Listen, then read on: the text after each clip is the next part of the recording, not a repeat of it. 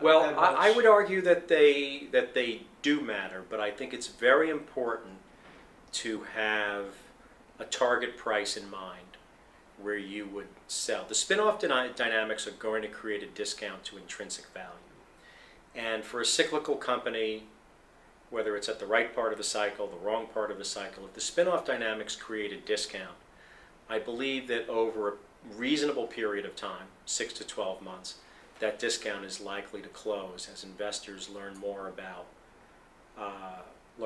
the opportunity. That being said, a lot of the spin-off companies are not buy and long-term hold type companies. So you have to be prepared to take the gain when it presents itself, when the valuation gap closes, and you have to have a disciplined sell methodology and sell discipline to take the gain when the valuation gap closes. I'll give you an example of one that it was more recent. We owned, in this new fund, we owned Tronox. Tronox was a company that years ago was spun out of Kerr-McGee, and it was loaded up with debt and with environmental liabilities. Tronox is a maker of titanium dioxide, which is a white pigment that basically goes into everything that is painted. All paints start with a base color of white, and then they have colored pigments added to them to make them the finished color. And so every car that's navy blue or gold, whatever, the paint starts out as white. And that bright white base color is created using titanium dioxide. So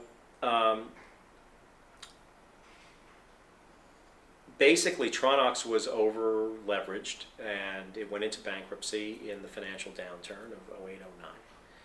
And it shed all of its environmental liabilities in bankruptcy and a good portion of its debt. And while it was in bankruptcy, the industry in which it operates also shed a lot of capacity during the sort of global financial crisis. Then later in 2009 into 2010, the economy began to improve, and the business in which they operated went into a global shortage because of the capacity reductions. Well, what happened was Tronox's reorganization was predicated upon an EBITDA projection for 2011 of $180 million, based on backward-looking numbers that were forecast at the time of its reorganization. And the fact that their business had improved with price increases, I estimated that in 2011 they would do about $350 million of EBITDA. And so Tronox looked exceedingly cheap in the spring of 2011. It was one of the first stocks we bought when we launched the new fund. And sure enough, they ended up doing 390. And over time, the stock doubled in 7 months. And I sold it because I had a price target in mind.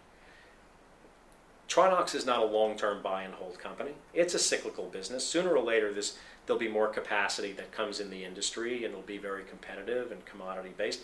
But for now, every quarter, the whole industry is putting through price increases that stick.